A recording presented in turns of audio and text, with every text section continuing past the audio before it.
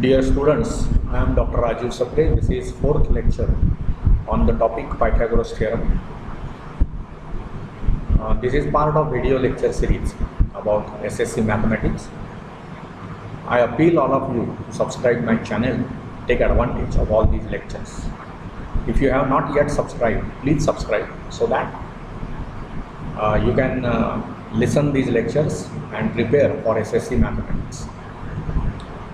Okay, so in the last three lectures, we are doing various theorems that we have to do about this from this chapter. Now, the last theorem in that series is it is Apollonius theorem. So, what is the name of the theorem? It is Apollonius.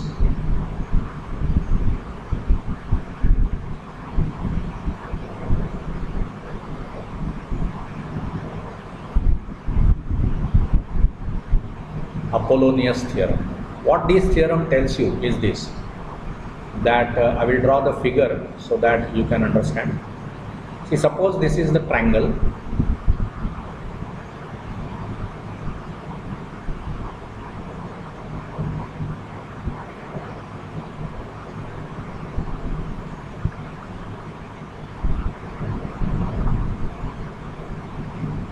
Okay, suppose this is the triangle.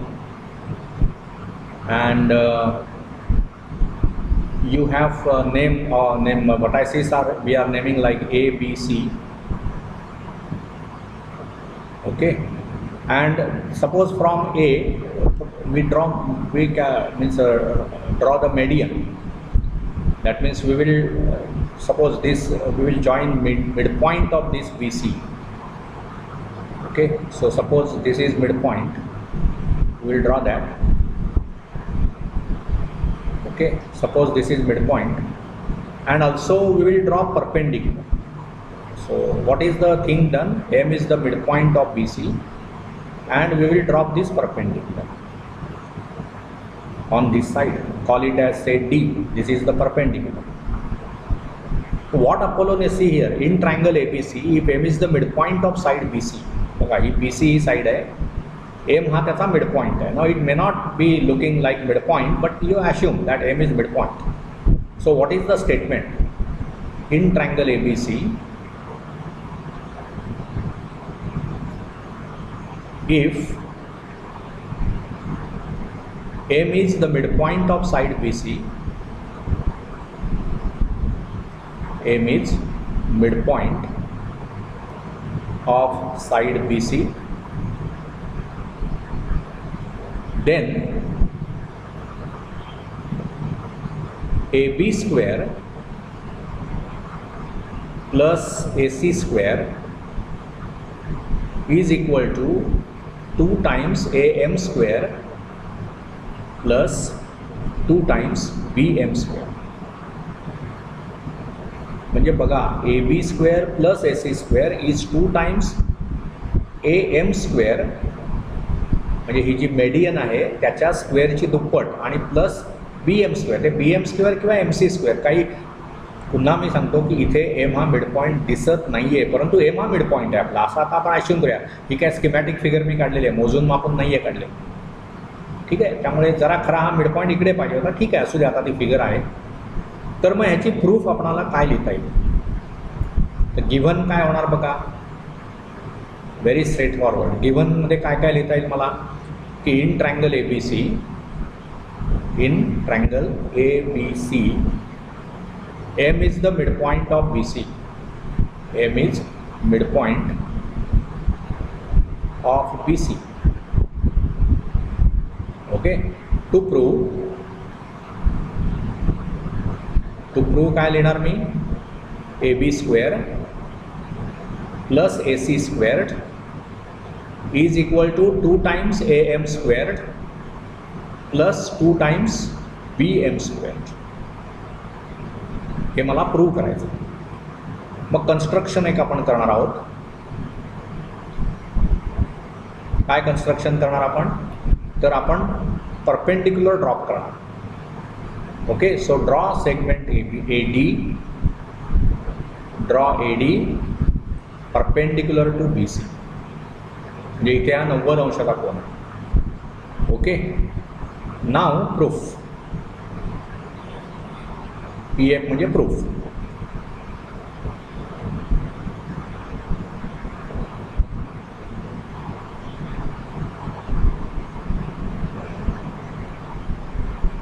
Okay, now if segment AB, if segment AM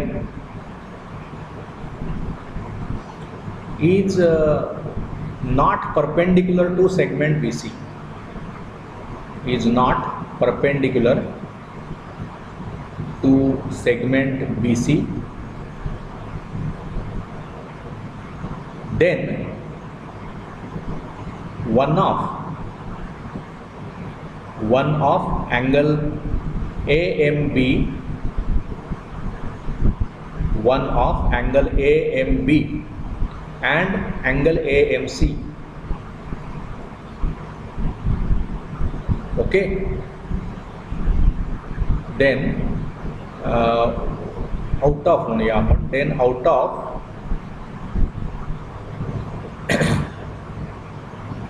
angle AMB and angle AMC, one is obtuse, other is acute. One is obtuse. Obtuse म्हणजेच काय, विशाल कोन, greater than 90 degrees, and another is acute. This is obvious. Another is acute. म्हणजे काय म्हणतोय बघा आपण असं म्हणतो आहोत की सेगमेंट AM जर परपेंडिक्युलर असेल तर मग तो AMB हा अँगल 90 अंशाचा झाला, किंवा AMC पण 90 अंशाचा झाला. आता इथे बघा हे काही परपेंडिक्युलर नाही आहे BC ला, त्यामुळे AMB हा विशाल कोन झाला आणि AMC हा लघु कोन झाला. कदाचित तो म्हणजे समजा AM हा इकडे असेल असा, परपेंडिक्युलर नाही पण इकडे, तर मग तो त्याप्रमाणे ते बदलेल. म्हणजे आता इथे आपल्या या डायग्राममध्ये AMB हा इट इज ग्रेटर दॅन 90 दिसतंच आहे आपल्याला, so this is obtuse angle, आणि AMC हा लेस दॅन 90 आहे, म्हणून तो ऑब्ट्यूज अँगल म्हणजे ॲक्यूट अँगल झाला. तर ही सिच्युएशन असणारच. ओके, आता इथे आपल्या फिगरमध्ये काय झालं, AMB is acute angle. Okay, so in this figure आपण याला काहीतरी नाव देऊया, figure 1. Figure 1. So in the figure 1, in figure 1, angle AMB is obtuse and angle AMC is acute.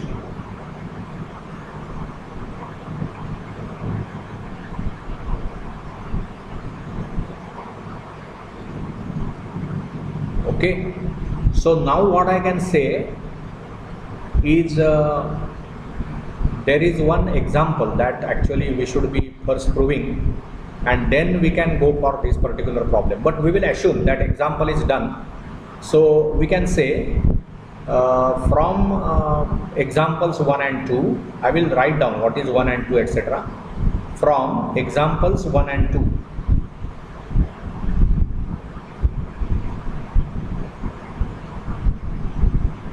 above means it is not here proved, but I will prove it, and then I will give the reference of this. From examples 1 and 2 above, AB square is equal to AM square plus MB square plus 2BM into MD plus 2BM into MD. Say this is 1, and AC square is equal to, it is AM square plus MC squared plus it is minus there, minus 2BM into MD. जेव्हा तुम्ही पेपरामध्ये Apollonius theorem लिहिणार त्यावेळी हे सर्व असंच लिहावं लागेल तुम्हाला, minus 2BM into MD. Okay, परंतु आपणाला माहिती आहे की एम हा मिड पॉईंट असल्यामुळे बी एम म्हणजेच एम सी आहे, बरोबर ना. B M is same as M C. So what I can do,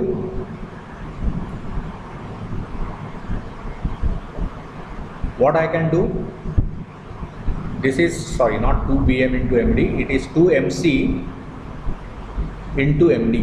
बघा इथे 2 minus 2mc into md. But now you know bm आणि mc सेम आहेत का, तर m हा bc चा मिड पॉईंट आहे. त्यामुळे मला हेच असं लिहिता येईल ना की ac squared is equal to am squared plus mc squared minus 2mc into md. असं हे आपण लिहिलेलं आहे, परंतु ॲज mc आणि mb हे इक्वल आहेत. I will enlarge this. Okay, so what I can do now, by instead of this I can write ac square as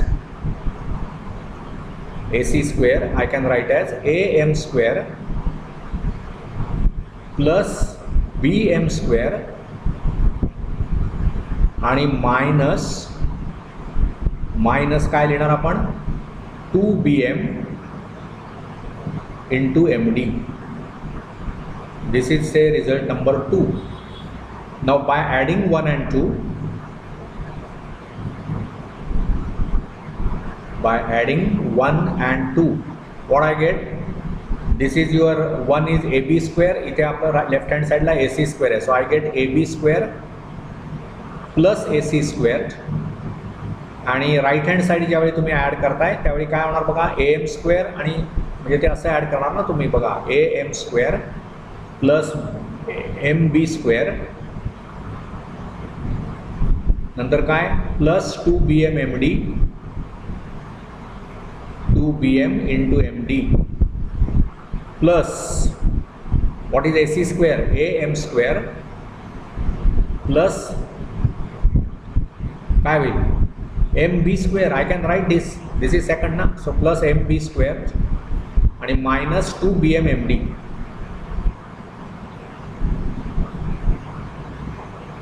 So this plus 2bm md minus 2m md cancels. What you get is am square plus m square म्हणजे 2am square, आणि म्हणजे ते 2 आपण common घेऊया, आणि bm square आणि bm square म्हणजे bm square इथे ब्रॅकेटमध्ये 2 ऑलरेडी आपण बाहेर घेतलेलं आहे. म्हणजेच हे काय झालं, 2 times am squared plus 2 times bm squared. हे कशाशी इक्वेट आहे आपण केलं, ab square plus ac square. So you proved this की ab square plus ac square is 2 times am square plus 2 times bm square. Instead of bm square we can write mc square also, कारण bm आणि mc same आहेत, m हा मध्यबिंदू आहे. हे झालं so proved. So Apollonius property is proved. पण हे प्रूव्ह करताना आपण हे जे वापरलं ना फ्रॉम एक्झाम्पल्स 1 and 2 अबोव, हे इथे आपण लिहिलं आहे. पेपरामध्ये हे असं लिहून नाही चालणार. इथे तुम्हाला ते काय आहे एक्झाम्पल त्याचं आपल्याला पूर्ण माहिती हवी, आणि मग आपण असं ते लिहिलं पाहिजे की प्रॉपरली ते तिथे मॅनेज होईल. म्हणजे अपोलोनियस थिअरमची प्रूफ जर विचारली तर आपणाला ते जे काही प्रूव्ह केलेलं आहे ते मी तुम्हाला आता एक्सप्लेन करू. काय केलं आहे ते आपण बघूया. Okay, I hope you understood this proof. This is not difficult, बरोबर ना. आता त्याच्यामध्ये जी प्रॉपर्टी वापरलेली आहे ती आपण आता कसं प्रूव्ह केलं आहे ते आपण इथे बघूया. बघा इथे त्यांनी म्हटलं आहे ना, हे बघा,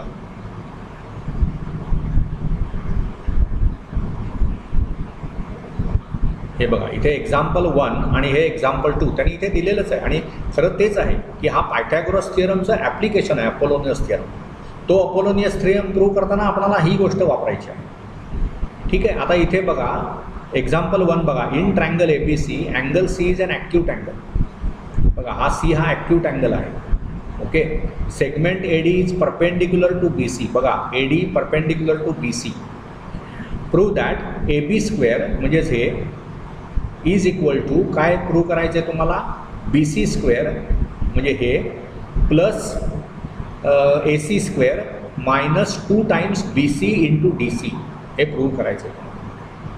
तर त्याच्यासाठी काय केलं आहे बघा, in a given theorem in given figure let A B म्हणजे सी घेतली, कॅपिटल एच्या म्हणजे ही जी साईड आहे ही सी घेतली आपण, कॅपिटल सीच्या समोरची साईड ती सी घेतली आपण, कॅपिटल बीच्या समोरची साईड ही बी घेतली, हे कन्व्हेन्शनच असतं. आणि बी सी ही जी साईड आहे ती आपण ए घेतली, म्हणजे हे बी पासून सी पर्यंतची लांबी जी आहे ती ए आहे, आणि हा जो डी आहे हा परपेंडिक्युलर आहे, ती ए डी ही जी लांबी आहे ती पी घेतली आपण. आता ही कम्प्लिटली, आता आपण काय केलं बघा, ते डी सी म्हणजे एक्स घेतलं, म्हणजे ही साईड एक्स झाली तुमची, म्हणून ही उरलेली बाजू ए मायनस एक्स झाली. कारण बी पासून सी पर्यंत किती आहे अंतर, किती घेतलं आहे आपण, बी पासून सी पर्यंतचं अंतर बघा, इथे बी सी म्हणजे काय घेतलं आहे आपण बघा, ए घेतलं आहे. मग हे बी पासून सी पर्यंत ए आहे, हा डी सी हा पार्ट एक्स आहे, म्हणजेच ही ए मायनस एक्स असली पाहिजे बाजू. क्लिअर आहे. आता बघा इथे मी लिहितो, आता हा जो ट्रायंगल आपण काढलेला आहे, ओके, म्हणजे हे एक्झाम्पल 1 मी एक्सप्लेन करतोय हा तुम्हाला, एक्झाम्पल 1. ती डायग्रॅम आता मी काढत नाही, परंतु हे सर्व समजावून घ्या. आता त्याच्यामुळे काय होईल बघा, इन द फिगर बघा, मी काय तर काढतो ती figure, better we will draw. असा एक ट्रायंगल आहे,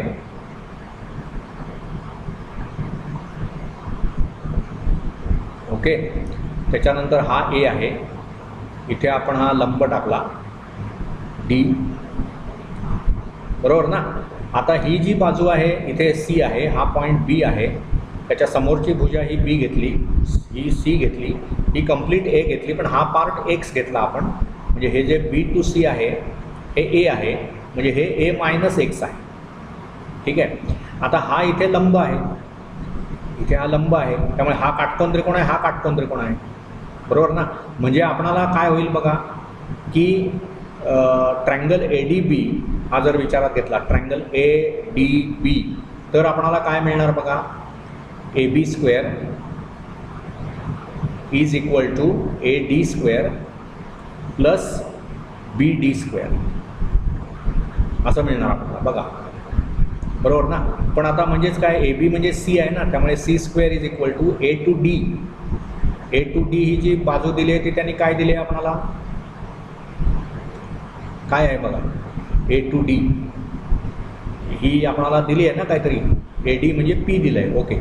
त्यामुळे काय लिहिता येईल मला, P square plus A minus X, B to D म्हणजेच ए मायनस एक्सचा स्क्वेअर असं मला लिहिता येईल. म्हणजेच काय लिहिता येईल, C square is equal to what will be that, P square plus A squared minus 2ax plus X squared. This is what I can write in triangle A D C. जेव्हा तुम्ही विचारात घ्याल, हा झाला ट्रायंगल कुठला, this is in triangle A D B, okay. नाव in triangle A D, मी अगदी शॉर्टमध्ये लिहितो हे सर्व, डिटेल्स लिहित नाही आहे मी. तिथे पायथागोरस प्रॉपर्टीप्रमाणे काय होणार बघा, ए सी स्क्वेअर. आता हा ट्रायंगल घेताय तुम्ही, A C square will be what, A D squared plus D C squared. पण ए सी म्हणजेच किती आहे, बी, त्यामुळे हे होणार B square is equal to A D square म्हणजेच पी स्क्वेअर आणि प्लस डी सी स्क्वेअर म्हणजेच एक्स स्क्वेअर. त्यामुळे हे तुम्हाला मिळणार, this is by Pythagoras property. म्हणजेच काय होणार, P square is equal to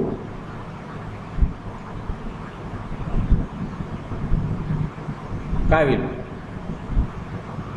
बघा ना, डी सी स्क्वेअर ना, in triangle A D C by Pythagoras theorem, ते मिळणार तुम्हाला. म्हणजे पी स्क्वेअर म्हणजेच काय मिळणार बघा, it will be B squared minus X squared.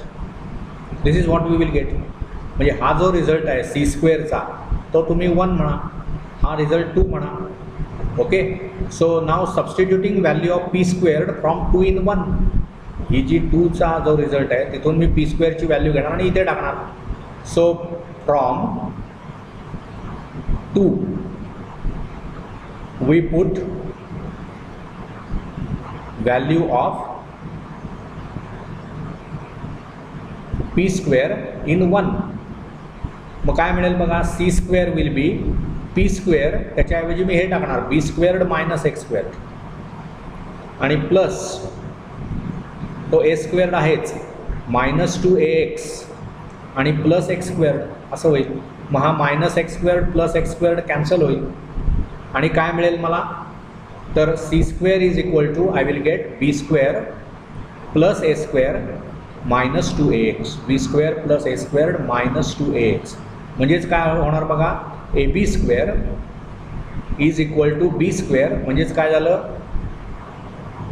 हे ए स्क्वेअर जे आहे that is B C squared, म्हणजे हा ए स्क्वेअर तो हा बी सी स्क्वेअर, आणि ते बी स्क्वेअर्ड म्हणजेच A C square. This is double underline I will do, this is double, so this is this. आणि -2 AX म्हणजेच काय, -2 BC इंटू DC. बघा तेच तुम्हाला प्रूव्ह करायला सांगितलेलं आहे. Prove this is done. हे आपलं एक्झाम्पल 1 झालं. आता दुसरं जे एक्झाम्पल त्यांनी दिलं आहे ते बघा. In short I will explain that. It is very simple. इथे काय म्हणतात बघा, ते इन ट्रायंगल. आता बघा ACB इज ऑप्ट्यूज अँगल. हा जो आहे ना अँगल तो ऑप्ट्यूज अँगल आहे इथे ACB. Segment AD is perpendicular to BC, म्हणजे हे BC आपण एक्सटेंड केलं आणि त्याच्यावर मग तो परपेंडिक्युलर ड्रॉप केला. Prove that this. मग अगदी सोपं आहे बघा. I will erase this so that you can understand what is happening in this particular. ही डायग्रॅम आता मी नाही काढत. Instead of diagram I will directly write. See आता इथे काय होईल, किंवा ठीक आहे आपण काढूया डायग्रॅम. म्हणजे काय करूया आपण, एक राईट अँगल ट्रायंगल काढूया, त्याच्यामुळे ते कळेल आपल्याला नीट.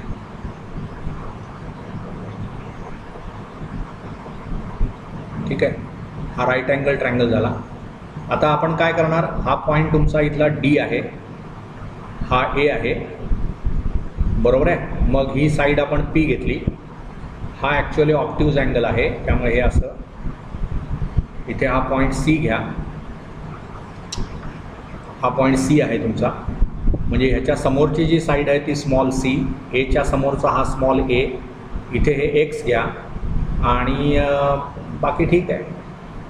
ओके, आता काय होईल बघा, what is given to you, की काय प्रूव्ह करायचं आहे बघा. Prove that AB square is equal to BC square plus AC square plus 2BC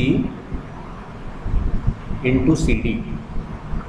okay, हे मला प्रूव्ह करायचं आहे. दिलेलं काय आहे तुम्हाला, तर AD is perpendicular to what I can say, AD is perpendicular to segment BC. हा इथे B आहे, त्यामुळे ही साईड आहे स्मॉल b. ते BCला A वरून परपेंडिक्युलर ड्रॉप केला, तो आता BCवर मिळणार नाही, त्यामुळे हे आपण एक्सटेंड केलं D पर्यंत. तिथे तो परपेंडिक्युलर मिळाला आम्हाला, म्हणजे इथे हा काटकोन तयार झाला. आता काय झालं बघा, AD तुम्हाला P, so we will say let AD is equal to P, AC is equal to B, त्याच्यानंतर BC is equal to A, आणि काय होईल, AB is equal to C and DC is equal to X. म्हणजेच ते DB जे आहे ना बघा, D to B, त्याच्यामध्ये काय झालं बघा, DB can be written as DC plus CB. म्हणजेच ते काय लिहिता येईल मला, CB म्हणजे A आहे, तो म्हणजे A प्लस X असं मला ते लिहिता येईल. So in triangle ADB, in triangle ADB by Pythagoras theorem, what I can write, AB squared is equal to AD squared plus DB squared. बरोबर ना. पण AB म्हणजे C, so C square is equal to AD square, म्हणजेच तो A plus एक्सचा square आणि plus DB square. DB square म्हणजे हा sorry A plus X square लिहिला आपण, आणि AD स्क्वेअर, AD म्हणजे P आहे, त्यामुळे इट इज P स्क्वेअर असं आपल्याला लिहिता येईल. म्हणजेच C स्क्वेअर काय होणार, you can write it as A squared plus 2AX आणि plus X square plus P square. हा आपण रिझल्ट 1 म्हणूया. ठीक आहे. आता काय होईल बघा, सिमिलरली हा जो ट्रायंगल आहे ना ADC, बघा triangle ADC is also right angled triangle. बरोबर ना, right angled triangle. So by Pythagoras property, by Pythagoras theorem, तिथे मला काय लिहिता येईल, B square is equal to P square plus X square. B square I can write as P square plus X square. त्यामुळे P square ची किंमत काय मिळाली मला, P square we get as B squared minus X square. बरोबर ना. बी squared minus X squared, हा result 2 घ्या. मग इथून आपल्याला पी स्क्वेअरची व्हॅल्यू जी आहे ना तिथे मला हे टाकता येईल. So substituting value of P squared from 2 in 1. So putting value of P square equal to B squared minus X squared in 1. I will expand this. What we get? 1 काय होईल बघा, C square is equal to, you will get A square plus 2ax plus काय होईल X square आणि plus B squared minus X square. So this X square business gets cancelled and what you get is C square is equal to काय मिळणार बघा, C square is equal to A square plus B squared plus 2ax. मग आता सर्व किमती टाका. C म्हणजेच काय आहे, ए बी, त्यामुळे ए बी स्क्वेअर बघा इथे बघा सी म्हणजे ए बी आहे, त्यामुळे ह्या किमती टाका. ए स्क्वेअर म्हणजे काय बघा, what is A squared, it is B C. बघा इथे ए म्हणजे बी सी आहे, त्यामुळे बी सी स्क्वेअर्ड प्लस हा बी स्क्वेअर्ड, बी म्हणजेच काय आहे ए सी. बघा स्मॉल बी, हे बघा स्मॉल बी म्हणजे ए सी, त्यामुळे ए सी स्क्वेअर्ड आणि प्लस 2a इंटू एक्स. त्यातला ए म्हणजे काय आहे, स्मॉल ए जो आहे तो बी सी आहे. सो 2bc इंटू हा एक्स, एक्स म्हणजेच काय आहे ए डी, सॉरी एक्स म्हणजेच काय आहे डी सी, किंवा ते सी डी म्हणता येईल ना, सी डी पाहिजे ना, त्यामुळे ते सी डी होतं. So prove. त्यामुळे हे जे रिझल्ट्स 1 आणि 2 आहेत जे आत्ता आपण इथे प्रूव्ह केले ते त्या अपोलोनियस थिअरमच्या प्रूफमध्ये आपण वापरलेले आहे. बघा ते कसं वापरलं आहे. त्या अपोलोनियसच्या थिअरममध्ये आय विल मिनिमाइज दिस. अपोलोनियसच्या थिअरममध्ये जी ही सिच्युएशन आहे की ऑप्ट्यूज अँगल आहे तो तिथे आहे ना. इथे आपण काय म्हटलं बघा, हा जो एम आहे तो जो ए एम जो आहे तो जर परपेंडिक्युलर नसेल बी सीला तर एकतर तो ऑप्ट्यूज अँगल असणार किंवा ॲक्यूट अँगल असणार. कुठला एक घेतला ए एम बी हा ऑप्ट्यूज अँगल आहे, ए एम सी हा ॲक्यूट अँगल आहे. मग हे जे पूर्वीचे सर्व रिझल्ट्स आहेत ना ते आपण यूज केले 1 आणि 2 आणि हा रिझल्ट आपण प्रूव्ह केला. So see how effectively we are using previous results to prove further results. That is beauty of mathematics.